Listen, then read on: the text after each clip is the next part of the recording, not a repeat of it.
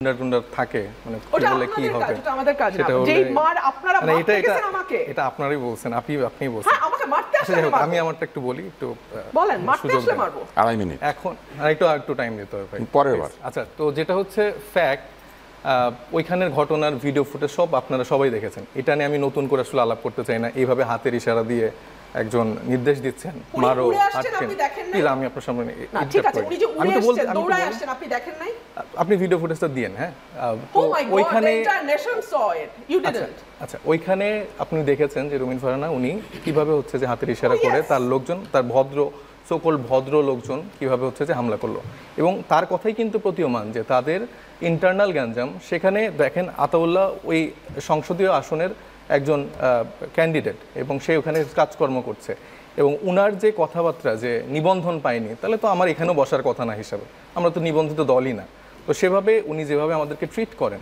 যেভাবে ওনার ভাষা প্রয়োগ করছেন কি বললেন ডাকাতের মতো দেখতে তারপরে কাচরা বস্তির ছেলে ফকিন্নির বাচ্চা আমি তো কোনো নাম ধরে না ফকিন্নির বাচ্চা দেখতে আপনাদেরই হবে আচ্ছা আপনাদের কেউ যখন আমাকে আপনি সিনিয়র আপনাকে এই সম্মানটুকু আমি করি আমার সময় কথা বলবেন না আপনি আপনার টাইমে কথা বলুন প্লিজ আপনারা যখন এই ধরনের এই রাজনৈতিক শিষ্টাচারটা আপনার থেকে আমরা এক্সপেক্ট করি আপনার নেতাই স্বীকার করে আপনার থেকে এই রাজনৈতিক শিষ্টাচারটা আমরা এক্সপেক্ট করি আমার কথা পরে বলেন কারণ আপনি তো ভুলভাল বলছেন হ্যাঁ ভুলভাল আমরা ঠিক করেন কারেক্ট করেন আমরা ওকে একটু বলতে দেই তো আপনি বারবার ইন্টারাপ্ট করেন না প্লিজ তো এই ট্যাগিংগুলো যে বলছে এবং কমপ্লিটলি শ্রেণী বৈষম্য বর্ণ বৈষম্য করে তিনি তার আমি টকশোতে দেখলাম যে তিনি বলছেন আমি ফকিনির বাচ্চা ওইভাবে বলিনি এটা হচ্ছে তাদের মানে মানসিক ফকিন্নিপনা এটা হলো প্রমাণ হয় এবং এই 1 বছর এদেরকে আমার সহ্য করতে হচ্ছে ধরেন এই গণ অভ্যুত্থানটা এরকম ফকিনির বাচ্চারা যারা ছিল ধরেন আমরা যারা ফকিনির বাচ্চারা ছিলাম আমাদের হাসনাতের বাবা রাজমিস্ত্রি ছিলেন দীর্ঘদিন রাজমিস্ত্রি করার পরে সে প্রবাসে যেয়ে তার কাজকর্ম করে ফ্যামিলিকে চালিয়েছেন এবং সেই জায়গা থেকে ধরেন হাসনাত উঠে এসছে এরকম আমাদের ঢাকা বিশ্ববিদ্যালয় বলেন এবং অন্য যে জায়গাগুলো আছে ইভেন একজন শ্রমিকের গল্প বলেন এই মানুষগুলা হচ্ছে কোনো এলিট ফ্যামিলি থেকে বিলং করে না এই ফ্যামিলিগুলা ধরেন যে শামীম ওসমানদের সাথে তাদের পারিবারিক বন্ধুত্ব জায়গা থাকে না শেখ পরিবারের সাথে তাদের বন্ধুত্বের জায়গা থাকে না আলাদা করে কেউ বলে না যে ফজিতুল্লাহ নেসার মতো আমার একজন বউ লাগবে এরকম কোট আনকোট অনেক কথা যারা বলে যে 17 বছর ধরে আমাদের দীর্ঘ জার্নি আছে সেটা আমরা তো আসলে দেখেছি যে তাদের জার্নিটা কীরকম একটা কুসুম বিরোধিতা করা কিন্তু টকশোর কুসুম ইন্টারেস্টিং এই যে কুসুম বিরোধিতা না এটা জাতীয় পার্টিকে আপনি এইভাবে ইন্টারাপ্ট করলে আমি কিভাবে বলবো একটু বলতে দেন প্লিজ বলার পরে বলেন প্লিজ তো কুসুম বিরোধিতা করা তারপরে ভেরি ইন্টারেস্টিং মানে এটা বাদ দিয়ে অন্য কিছু বলেন উনি কি বলবেন না আমি বলবো এটা আপনি বলবেন তাহলে আপনি একটু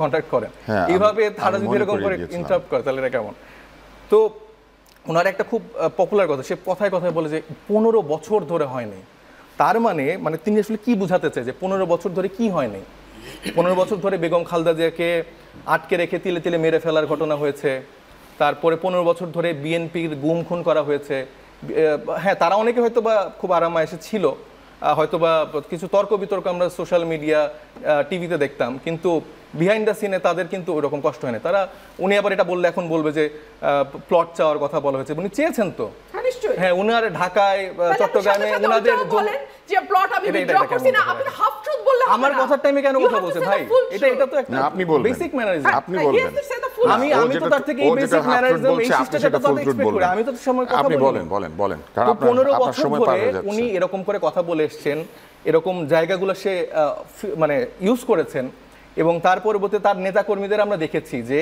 একটা বড় গ্রুপ তারা কিন্তু কোনো আপোষ করেনি বেগম খালেদা জিয়াকে আমরা বলি যে আপোষের নেত্রী এবং তাকে আমরা আসলে কোনো দলের ভিতরে আর ফেলি না তিনি আসলে দলের ঊর্ধ্বে চলে গিয়েছেন তো এই টাইপের ফিগার এরা যখন কোনো কিছুতে আপোষ করে না তখন আমরা দেখি যে একটা নির্বাচনে 4-5 জন বিএনপির কেউ সংরক্ষিত আসন দিয়ে ইলেকশনের তাকে লেজিটিমেট দিয়ে দেয় লেজিটিমেসিটা উৎপাদন করে তো এই মানুষগুলো তো মানে তারা অনেকভাবে দোষারোপ করে তো এরাও তো সমানভাবে দায়ী টকশোতে 2-1টা বড় কথা বলা আর রিয়েলিটি ডিফারেন্ট আমরা রাজনীতিতে আমরা দেখতেছি ফকিন্নির বাচ্চা হয়েও আমরা রাজনীতির এই জন্নাতে থাকি এবং তাদের যে এলিটিজম এবং তাদের যে চিন্তা যে পরিবারের বাইরে কেউ হইতে পারবে না তার একটা ভালো ফ্যামিলি ব্যাকগ্রাউন্ড আছে ভাইদের ভালো ফ্যামিলি ব্যাকগ্রাউন্ড আছে তো একজন কৃষকের ছেলে কি স্বপ্ন দেখতে পারবে না রাজনীতিতে আসার জন্য এটা তো একটা মানে চরম মানে ধন্যবাদ, মানসিক সাইফ। উন্মাসিকতা সাইফ, আমরা এবং একটু- না আমি আমাকে আমরা এখন আমার এখানে টাইম অনেক যাবো। ইন্টারাপ্ট করতে পারি, এটা থেকে চরম মানসিক না, আপনি উন্মাসিকতা। আবার সুযোগ পাবেন, না আমি তো হলে শেষ এইখানেই করি, আমি তো শেষ হয়ে শেষ করে যাবে। দিই। আচ্ছা আমাকে আমাকে বলতে দেন।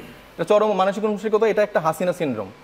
তিনি যে ভাষায় কথা বলছেন, যেভাবে অ্যাটাক করছেন, যেভাবে ছোট করছেন, তার থেকে তো আমরা অনেক কিছু এক্সপেক্ট করেছি। তার আসলে ক্ষোভের জায়গাটা কই, তার আসলে কষ্টের জায়গাটা কই, হাসিনা কেন চলে গেছে, এটা কেন ভাঙা হয়েছে, আওয়ামী লীগ কেন নিষিদ্ধ হয়েছে। একটু আগে বললো যে আমরা শিওর না যে আসলে আওয়ামী লীগ মানে ইলেকশনে আসবেন কিনা, তাদের ভোট ব্যাংকে সে টার্গেট করছে, তাদেরকে সে কোনোভাবে মানে মিস করা থেকে বাদ দিতে পারছে না এবং তাদেরকে কোনো না কোনো ফরম্যাটে সে ফিরিয়ে আনতে চায়। তো এই মানুষগুলো তো বাংলাদেশের জন্য শত্রু। তারা বলবে যে ভাই আমার তো অনেক দিনের দীর্ঘ জার্নি, আমার তো এটা ওইটা, বাট দিস ইজ অ্যাবসলিউটলি রং। এবং তারা যেভাবে মানুষকে ছোট করে রাজনীতি করছে, যে ভাষায় কথা বলছে, হাসনাত আব্দুল্লাহ তার ওই ভিডিও দেখে বলেনি, হি ইজ এ জেন্টেলম্যান। সে তার কথা যেটা বলেছিলেন আওয়ামী লীগ বিষয়ক সম্পাদক, উনি রাজনৈতিক ভাষায় কথা বলছেন, উনি রাজনৈতিক ভাষায় অ্যাটাক করতেন। উনি তো পুরো শ্রেণী বৈষম্য করলো, উনি পুরো বর্ণ বৈষম্য করলো, গায়ের রং নিয়ে কথা বলছে, তার ফিজিক নিয়ে কথা বলছে, তার ফ্যামিলি নিয়ে কথা বলছে। তো তার মতো এত বড় রাজনীতিবিদ, এত দিনের দীর্ঘ রাজনীতিবিদ, এত ভালো ফ্যামিলি ব্যাকগ্রাউন্ডের মানুষ এরকম কথা কিভাবে বলে? এই তাদের এলিটিজম, এই তাদের ভালো আপনি ব্যাকগ্রাউন্ডের আপনার- পরিচয়। তার চেয়ে তো আমার মনে হয় যে কৃষকের ছেলে অনেক বেটার। আপনি আপনার- আমরা আমাদের রাজনীতিটাতে বলছি যে এইখানে তারা আমাদেরকে 1 বছর ধরে হয়তো সহ্য আপনি করতে পারছে আপনার না। দুইবারের সময় তারা হয়তো ভাবছে যে তারা 1 বছর ধরে আমাদেরকে সহ্য করতে আপনি পারছে না। আপনার কিন্তু দুইবারের সময় একবারে খরচ করে নতুন দিয়েছেন। বাংলাদেশে এই মানুষগুলোকে নিয়ে সাথে হাঁটতে হবে। তাদের যে সো কল্ড যে ফিলোসফিক্যাল জায়গা, ধন্যবাদ। ন্যারেটিভের জায়গা, এগুলো ভাঙতে হবে এবং সব মানুষ। ফেব্রুয়ারিতে সংসদ নির্বাচন, এই কথা বহুবার বলা হয়েছে। আমাদের প্রধান উপদেষ্টা কথা দিয়েছেন ফেব্রুয়ারিতে নির্বাচন হবে এবং তার সঙ্গে তার সবচাইতে গুরুত্বপূর্ণ যিনি ব্যক্তি, যিনি সব কমিউনিকেশন করে থাকেন, প্রেস সচিব, তিনিও বলেছেন যে নির্বাচন হবেই। অন্যান্যরাও এই বিষয়টিকে সমর্থন করেছেন। বিএনপির স্থায়ী কমিটির সদস্য সালাউদ্দিন সাহেব বলেছেন নির্বাচন নিয়ে সরকার কিংবা বিএনপির সংশয় নাই। আমি আপনার কাছে শুনতে চাই যে সংশয় নাই, কিন্তু মানুষ কেন ভাবছে যে নির্বাচন আদৌ হবে কিনা, হলে কি সেটা গ্রহণযোগ্য নির্বাচন হবে কিনা, কিংবা নির্বাচন কি আসলে কোনো ধরনের প্রভাবমুক্ত থাকবে কিনা? আপনাকে অসংখ্য ধন্যবাদ। এখানে অনেকগুলো বিষয় জড়িত। বিএনপি বাংলাদেশের এই মুহূর্তে সবচেয়ে বড় রাজনৈতিক দল হিসেবে, বিএনপি অতীতে রাষ্ট্র পরিচালনার দায়িত্বে থাকা দল হিসেবে, বিএনপি দীর্ঘ 17 বছর একটা স্বৈরাচার বিরোধী আন্দোলনে সবচেয়ে সক্রিয় রাজনৈতিক দল হিসেবে মাঠে থাকবার একটা হিসাব থেকে ডেফিনেটলি রাষ্ট্রের সরকারের দায়িত্বে যেই ব্যক্তি আছেন তার কথার উপর রাজনৈতিক দল হিসেবে নিশ্চয়ই বিএনপি আস্থা রাখতে চায়। এবং আমাদের দলের টপ থেকে শুরু করে একদম তৃণমূল পর্যায়ে নেতাকর্মী যারা আছেন, আমরা কিন্তু সকলেই ফেব্রুয়ারিকে নির্বাচনের সময় ধরেই আমরা আমাদের প্রস্তুতি শুরু করেছি এবং আমাদের প্রস্তুতি আমরা আমাদের মতন করে চালিয়ে যাচ্ছি। এখন আপনার যে প্রশ্ন, মানুষের মধ্যে নানান রকম সংশয় কেন, এই সংশয় থাকাটাও কিন্তু খুব অস্বাভাবিক না তুষার ভাই। কেন?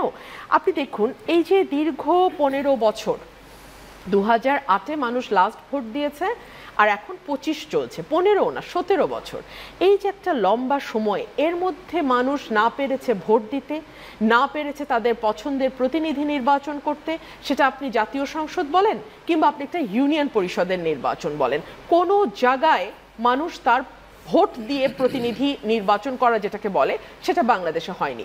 সো এই যে 17 বছর পরে একটা জাতীয় নির্বাচন হতে যাচ্ছে, সেটাকে ইন্টারনালি অ্যাবজর্ভ করা বিষয়টি এখন অনেকের কাছে অবিশ্বাস্য মনে হয়। সত্যি আমি যেতে পারবো ভোট কেন্দ্রে, আমি ভোট দিতে পারবো, আমি আমার প্রার্থীর পক্ষে নির্বিঘ্নে প্রচারণা চালাতে পারবো, আমি আমার প্রার্থীর জন্য ভোট চাইতে পারবো, কিংবা আমি একটা ভয়হীন পরিবেশে নির্বাচনটাকে করে নিয়ে আসতে পারবো। এই প্রশ্নগুলো মানুষের মধ্যে কাজ করে এবং এই কাজ করাটা আমি খুব অস্বাভাবিক দেখি না। একটা হচ্ছে দীর্ঘ 17 বছরের একটা গ্যাপ আছে, একটা দীর্ঘ 17 বছরের তিক্ত অভিজ্ঞতা আছে, বিকজ এর মধ্যে 14, 18, 24-এর কিন্তু একটা তথাকথিত নির্বাচন হয়ে গেছে 5 বছর পর পর। কিন্তু এই নির্বাচনগুলো মানুষের জন্য ভীতি তৈরি করেছে, মানুষের জন্য দুঃসহ কিছু বেদনা নিয়ে এসছে, এর বাইরে আর কিছু দিতে পারে নাই।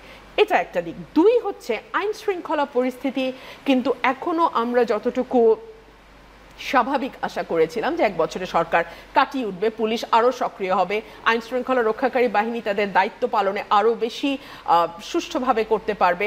বিশেষ করে আমাদের যেহেতু এখন ম্যাজিস্ট্রেসি পাওয়ার নিয়ে আর্মি আছে মাঠে, তারপরেও কিন্তু প্রতিদিনই আমাদের কোথাও না কোথাও কোনো না কোনো ঘটনার খবর জানতে হয়। সেটা আপনি ধর্ষণের পরিসংখ্যান দেখেন, আপনি হত্যার পরিসংখ্যান দেখেন, কিংবা আপনি মবের বিস্তার দেখেন। সো এই সকল কিছু কিন্তু মানুষকে একরকম আতঙ্কগ্রস্ত করে এবং মানুষকে দ্বিধাদ্বন্দ্বে ফেলে দেয় যে আচ্ছা এখনই এরকম হচ্ছে, নির্বাচন যত ঘনিয়ে আসবে আরও কি পরিস্থিতি না হয়। সো এইগুলোও একটা বড় এফেক্ট ফেলে নির্বাচনে।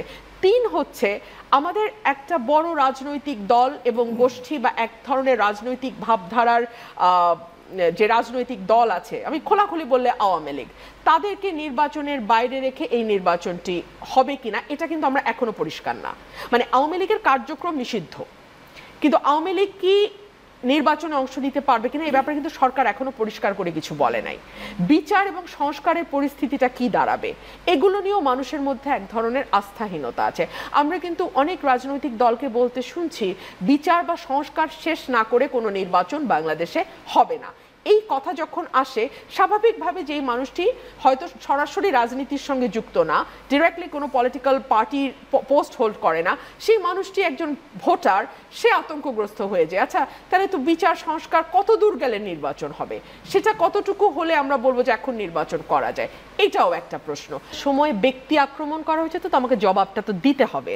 আমাকে বলা হয়েছে যে আমি প্লট চেয়েছি। অফকোর্স আমি প্লট চেয়েছি, একজন মেম্বার অফ পার্লামেন্ট প্লট চাইতেই পারেন। 1, 2 হচ্ছে প্লটটা আমি প্রত্যাহার করেছি আবেদনটা। আমি কিন্তু কারো বাসায় ঢুকে 1 কোটি টাকা চাইনি, আমি আইনগতভাবে প্লট চাওয়ার যোগ্য, আমি প্লট চেয়েছি, আমি প্রত্যাহার করেছি। 2 হচ্ছে ব্যক্তি জীবন এবং রাজনৈতিক জীবন। উনি আমার ব্যক্তি জীবনের সাথে, আমার পারিবারিক জীবনের সাথে রাজনৈতিক জীবনকে গুলিয়ে ফেলেছেন। ধরুন বঙ্গবন্ধুর সঙ্গে মৌলানা ভাসানীর যখন আলাদা হয়ে গেল, ন্যাপ তৈরি করলো মৌলানা ভাসানী, আমার আব্বা অলি আহাদ, বঙ্গবন্ধু আওয়ামী লীগ আলাদা হয়ে গেল। রাতের বেলা বঙ্গবন্ধু যেতেন মৌলানা ভাসানীর কাছে অ্যাডভাইস নিতে, when even he was the prime minister, advice নিতে যেতেন। এটা ছিল পলিটিক্যাল সংস্কৃতি। বিরোধিতা তো থাকবেই, কিন্তু পরস্পরের চামড়া খুলে ফেলা, পরস্পরের বিরুদ্ধে কুৎসিততম স্লোগান দেওয়া, ব্যক্তি সম্পর্ককে এমন জায়গায় নিয়ে যাওয়া যে একেবারে ছিঁড়ে খুঁড়ে ফেলতে হবে, এটা ছিল না। শাহ আজিজকে বঙ্গবন্ধু জেলে নিয়েছিলেন কারণ তিনি মুক্তিযুদ্ধের বিপক্ষে দাঁড়িয়েছিলেন, কিন্তু সেই শাহ আজিজেও জেলে যাতে ভালো থাকে সেটা উনি এনশিওর করেছেন। সো পলিটিক্যাল কালচারটার, এই কালচার ছিল বাংলাদেশে, এই কালচারের মধ্যে দিয়ে আমার পরিবার গেছে। সো এই কালচারকেই আমি ধারণ করি। আমি যেমন শামীম ওসমানকে জাতা ভাষায় আক্রমণ করেছি, ওই সময় শামীম ওসমানের সাথে টকশো করা তো দূর কি বাত, শামীম ওসমান নাম নিতেও এক একজনের কাপড় নষ্ট হয়ে যেত। সেই সময় শামীম ওসমানের সাথে আমি তর্ক করেছি। কুসুম কুসুম বিরোধিতা কি পরিমাণ আমার বক্তব্য তারা শুনেছে, যে এই কুসুম কুসুম বিরোধিতাটা জাতীয় পার্টিকে আমি বলতাম, আমি বলেছি ভালো, সেটাই একই কথা। এই ছেলেটি এত বছর পরে একই কথা বলছে। আমাকে না, একটা মিনিট, আমাকে আমার ভাই আরেকটা প্রশ্ন তুলেছেন যে না, একটা আমাকে বলতে হবে যে আমি আওয়ামী লীগের সুযোগ পাবেন না, তাইলে অন্যদেরটা আপনি নিয়ে ফেলছেন। 18 এবং 24 এর নির্বাচন নিয়ে আমি একই প্রশ্ন করেছি যে বিএনপি ছাড়া যদি কেউ নির্বাচনে যায় সেটা কতটুকু সঠিক হবে। আর কেউ তুলেছে কিনা জানি না, আমি বলেছি। আর last but not the least, আমি চেহারা নিয়ে কথা বলেছি। তাদের এক নেত্রী ফেসবুক স্ট্যাটাস দিয়েছেন আমি নাকি পুরুষ হাতানোর ব্যাপারে এক্সপার্ট, এবং সেজন্য আমি ওয়েট ক্ষমা চেয়েছেন। 1 মিনিট মানে 1 মিনিট সাইফ, তোমার সাথে চুক্তি ছিল যে তুমি পরে আর সুযোগ পাবে না। Thank you. তো আমি যেটা বলতে যাচ্ছি যে আমরা আসলে যে নতুন রাজনৈতিক কালচারটাই বিশ্বাস করি, সেখানে আমি হাসনাতের ভাষায় বলবো যে রুমিন আপা সহ যারা নারী নেতৃত্বের জায়গা আছেন তাদেরকে সেই শ্রদ্ধা এবং সাইবার বুলিং থেকে আমরা চাই না যে এরকম কোনো পর্যায়ে তারা পড়ুক। উনি আমাদের হয়তো বা মারতে পারে, ঢিল মারতে পারে, বাট